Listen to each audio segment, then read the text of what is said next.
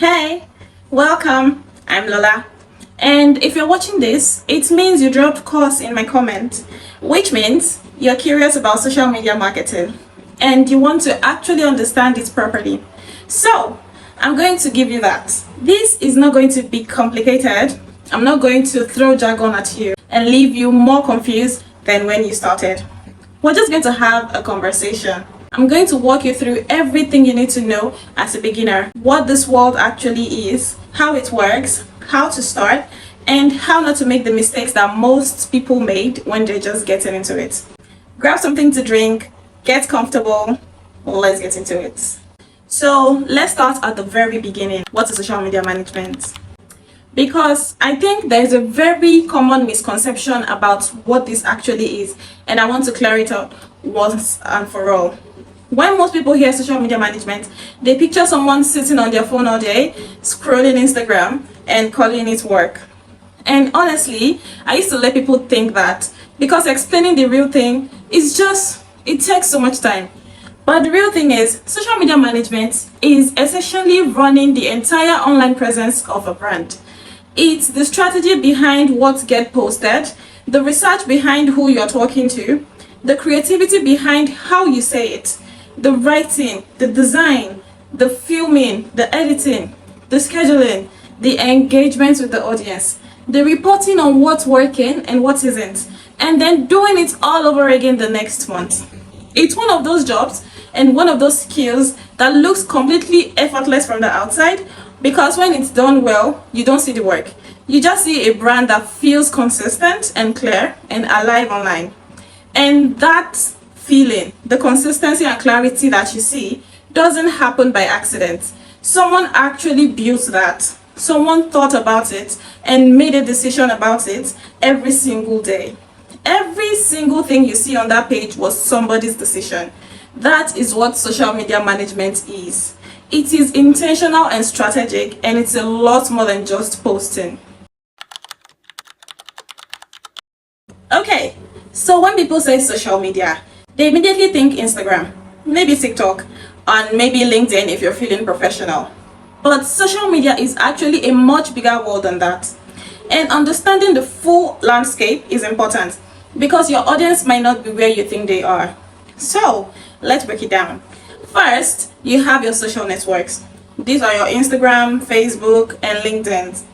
The platforms built around connecting people and building relationships.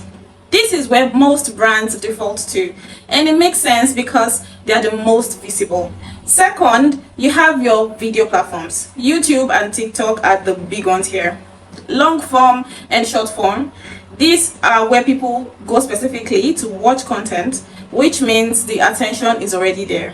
You just have to earn it. Third, you have discussion forums. Reddit, Quora, Twitter to some extent.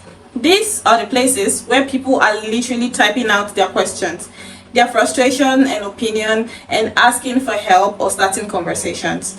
This is gold for brands because you can see exactly what your audience is thinking in real time. Fourth, you have the bookmarking platform.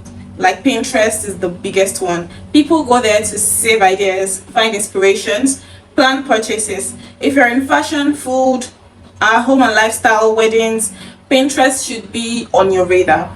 Fifth, you have messaging apps, WhatsApp, Telegram, even Instagram DMs. Community building is moving into private spaces and smart brands are already there. Six, you have review platforms like Google Reviews, Trustpilot, and so on. This is essential too. People are talking about your brand whether you're there or not. And being aware of this matters. Seventh, you have audio platforms, podcasts, Twitter Space, Clubhouse. The audio world is smaller, but the audiences are incredibly engaged. Now, do you want to be on all seven? Absolutely not. Please don't try. But knowing they exist helps you make smarter decisions about where to actually show up.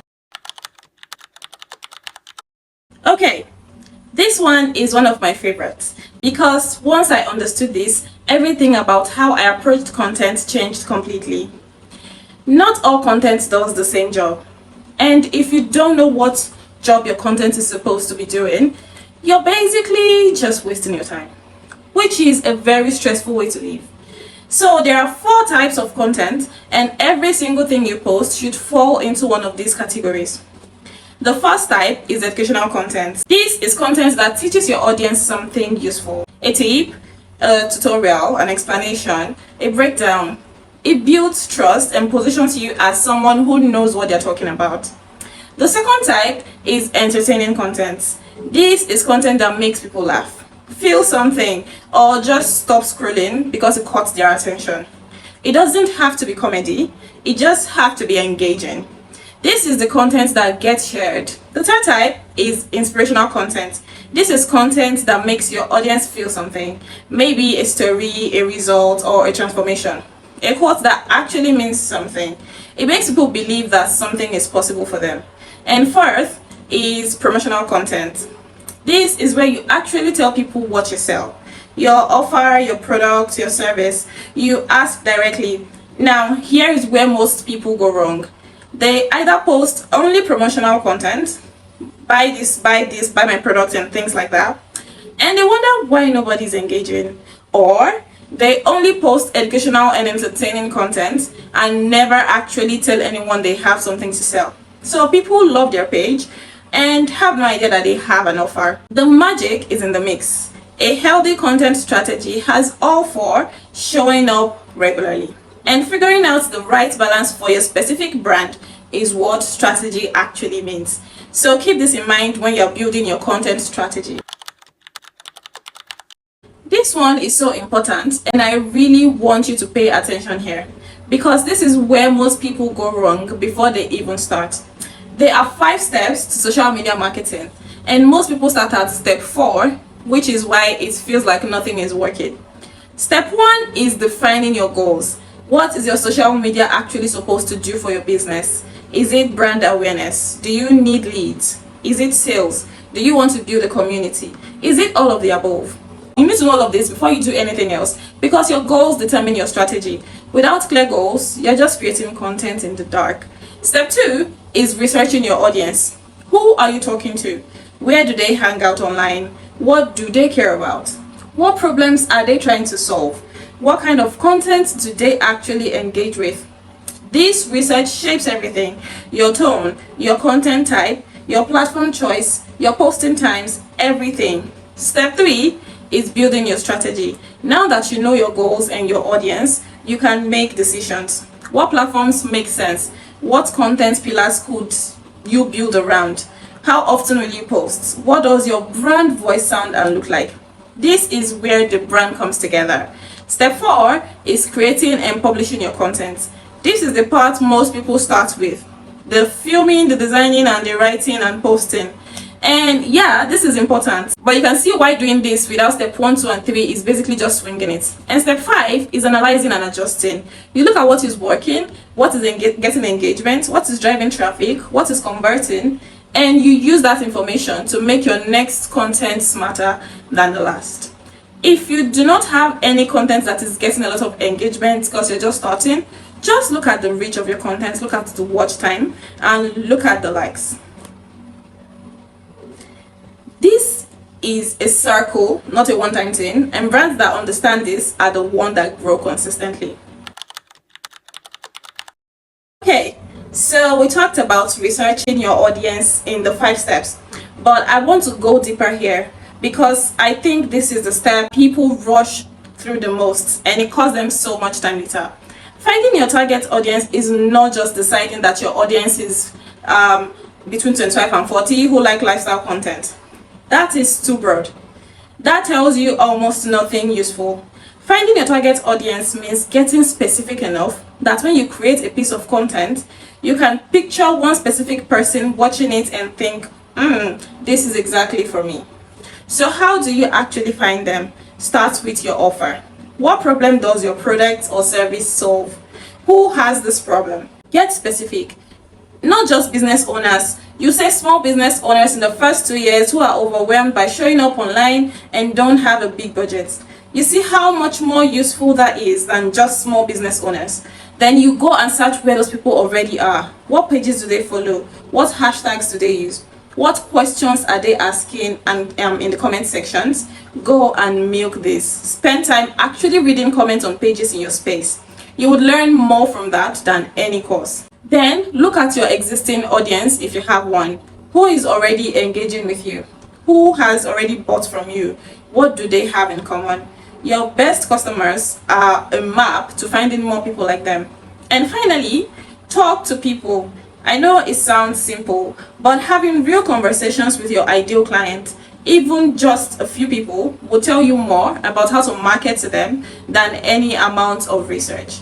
Ask them what they struggle with. Ask them what they've tried. Ask them what they wish existed, then go and create that. Okay, so now we have our goals, we know our audience, we understand the types of content. Now let's actually put a strategy together. And I want to make this feel as simple as possible, because strategy sounds like a big scary word, and it doesn't really have to be. A content strategy is basically just a clear plan for what you're going to say, how you're going to say it, and how often you say it. So step 1, define your content pillars. These are main topics your page will live around. Ideally, 3 to 5. For a social media manager, for example, your pillars might be behind the scenes of your work, hot takes on the industry, client results, personal life, and brand building tips. Every piece of content you create falls under one of those pillars. This is what gives your page a consistent identity. Step 2, decide your posting frequency. How often can you realistically show up? And I mean realistically, not the version of you that is running on motivation right now. The version of you on a regular Tuesday, okay? Start there. Consistency beats frequency every single time. 3 times a week, every week is better than 7 times a week for 2 weeks, and then you disappear. Step 3, plan your content mix using the 4 content types we talked about: educational, entertaining, inspirational, promotional. Decide roughly what percentage of your content would be each type. A simple starting point is 20% promotional and 80% everything else. Step 4, create a simple content calendar. You don't need a fancy tool for this. A Google Sheet or even a Notes app works. Just map out what you're posting and when. This removes the daily decision of what to post, which is honestly where most people lose their momentum. Step 5, batch your content creation.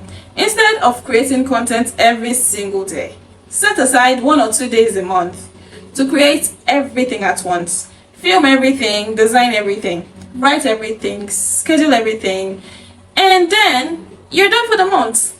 This is literally the foundation of what I do for my clients, and it changes everything for us. Okay, so the 555 rule, I remember the first time I heard it.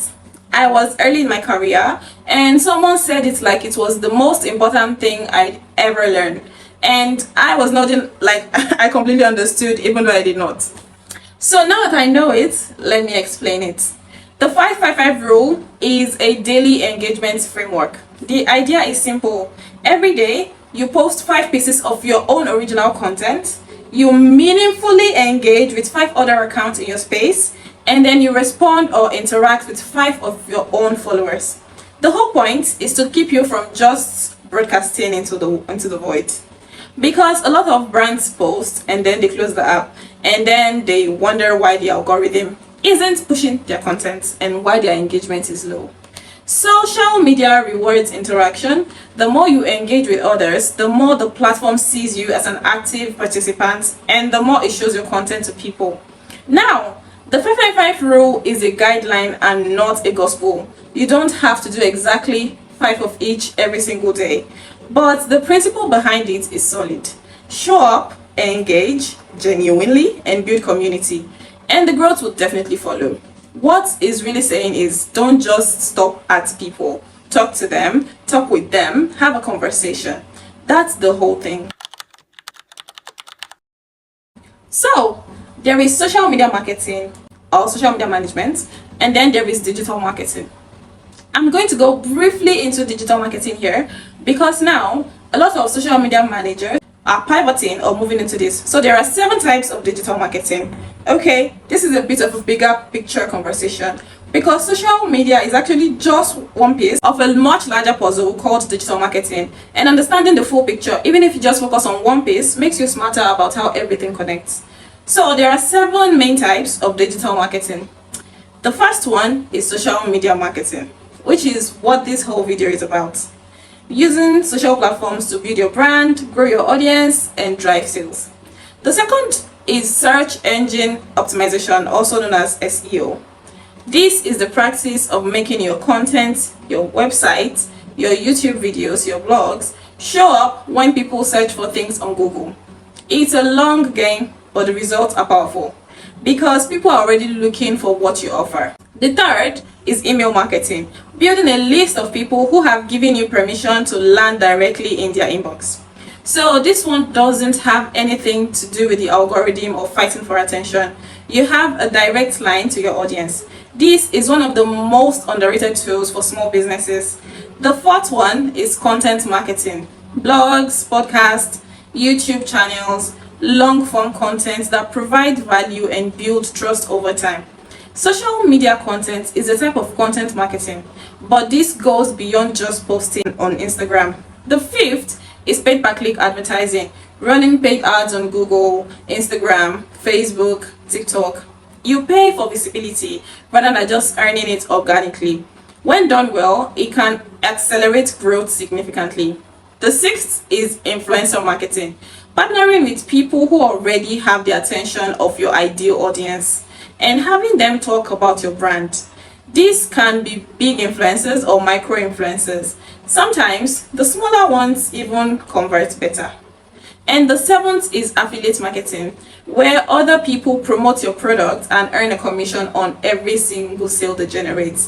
It's performance based, which means you only pay when it works. You don't need to do all 7, but knowing they exist means you can make intentional decisions about where to focus your energy instead of just defaulting to Instagram because everyone else is there. Okay, this one is close to my heart because this is something I figured out the hard way and I wish someone had just told me early on. When I started out, I was just available. Like, here I am, look at me, I just show media management, hire me. And that is the least compelling way to position yourself. I know that now. Packaging yourself means being specific about who you are, what you do, who you do it for, and what makes working with you different from working with anyone else. Let's start with your niche. I know everyone says niche down and it can feel limiting, but hear me out. Being known as a social media manager for everyone means you're actually known by nobody. But being known as a social media manager for sustainable fashion brands or for female founders in the wellness space or for restaurants, that specificity makes people feel like you're made for them. And that's what gets you hired faster. Then there's your offer. What exactly are you selling? So this is not just social media management because that is too vague. Are you doing full management, content creation only, strategy only, a content bank, a one-time intensive training? Get specific about what your deliverables are, what's included and what is not, and how long it takes. Clarity in your offer makes it so much easier for people to say yes to you. Then there is your pricing. And I'll say this plainly, charge what the work is worth, not what you think people will pay you. Most new social media managers undercharge significantly and then they burn out because they are doing too much for too little. Know your numbers, know your value. And finally, your presence. How you show up online, the way you talk about your work, the results you share, the personality you bring. That is your portfolio. Before you even have an original portfolio, people hire people they trust, and trust is built through consistent visible presence. You are the brand before any of the clients are. Don't forget that. Okay, let's be balanced here because I think social media gets either way too much credit or way too much blame depending on who you're talking to. So let me give you both sides honestly. The advantages first. It is accessible. You don't need a massive budget to start showing up on social media. You probably need a phone and a clear message plus consistency. This can take you further than a big ad spend if you do it right. It builds community in a way that traditional advertising never could. People don't just buy from brands anymore. They buy from brands they feel connected to. Social media is how you build that connection. It gives you data. You can see in real time what is working and what isn't, what people are responding to, where they are coming from, what is driving them to take action. That kind of feedback used to cost a lot of money to gather. Now it's free. It levels the playing field, okay? It's a small brand with a great social media presence can compete with a much bigger brand. The quality of your content and your connection with your audience matters more than your budget. And it compounds. The work you put in today builds on the work you put in last month. A strong social media presence gets stronger over time. Now, the disadvantages. They are very real, okay? It takes time. Real time. You are not going to post for 2 weeks and change your business. Anyone who promises you overnight results is lying. This is a long game. The algorithm is unpredictable and ever changing. What works today might not work in 6 months. You have to stay adaptable and you have to keep learning. It can feel consuming. The pressure to constantly create, constantly show up, constantly be visible. It is real and it can lead to burnout if you don't have boundaries and systems in place. And if you show up without a clear strategy, it can actually confuse people about your brand rather than attract them. Social media done well is genuinely powerful, but social media done randomly is a lot of noise, and the difference is only intention. Okay, so you've been posting and you've been showing up, but how do you actually know if it's working? Because just looking at your follower count and feeling sad is not a measurement strategy. Trust me, I've been there. Let's talk about the metrics that actually matter. First, your reach and impressions. Reach is how many unique people saw your content. Impressions is how many times it was seen totally. This tells you whether your content is getting in front of people at all. If your reach is low, your content isn't being distributed. That is a signal to look at your posting times, your engagement rate, and probably your hashtags. Secondly, engagement rate. This is the percentage of people who saw your content and actually did something with it. Maybe liked it, commented, shared, saved. This is more important than follower count. A small engaged audience is worth so much more than a large dormant one. Next is saves and shares. These are the highest quality engagements because it means someone found your content valuable enough to keep or send to someone else. The algorithm loves saves and shares. If your content is getting a lot of shares, to get pushed to more people. And next is profile visits and link clicks. Are people seeing your content and then going to your page? Are they clicking the link in your bio? This tells you whether your content is creating curiosity and driving people towards your offer. Next is leads and sales. Ultimately, is social media actually bringing you business? This is the number that matters most for anyone using social media to grow a brand or a business. Track your inquiries. Ask new clients how they found you. Connect the dots. Number without context doesn't mean much. The goal is to look at this consistently, monthly at minimum, and use them to make smarter decisions about your content going forward. Okay, last chapter, and I saved this one for last on purpose because I want you to be the thing that stays with you. These are the mistakes I see most often, and some of them I made myself. None of them are shameful, they're just common, and knowing them means you can avoid them. Mistake number 1, starting without a strategy. Just opening Instagram and posting because you feel like you should be on social media. Without knowing your goals, your audience, or your message, you are just adding to the noise. Mistake number 2, trying to be on every platform at once. You don't need to be everywhere. Pick 1 or 2 platforms where your audience actually is and show up there consistently. Spreading yourself thin across 6 platforms when you're just starting means you will not do anything well. Mistake number 3, posting and disappearing. You put up a post and then you close the app. You don't respond to comments for maybe 3 days. The algorithm will see this and your audience will see it. Engagement is a two-way street, so you should learn to engage. Mistake number 4, copying what is working for someone else without understanding why it's working. Trends can be useful, But if you jump on every trend without it making sense for your brand, you end up with a page that has no identity. Mistake number 5, giving up too early. This is the biggest one.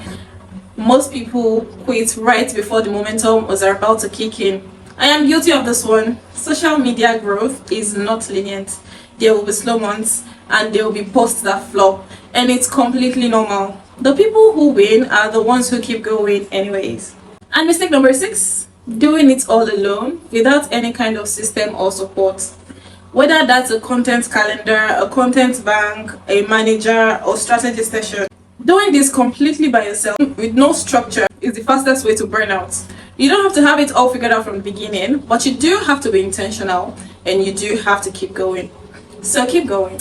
And that is it. That is your introduction to social media marketing.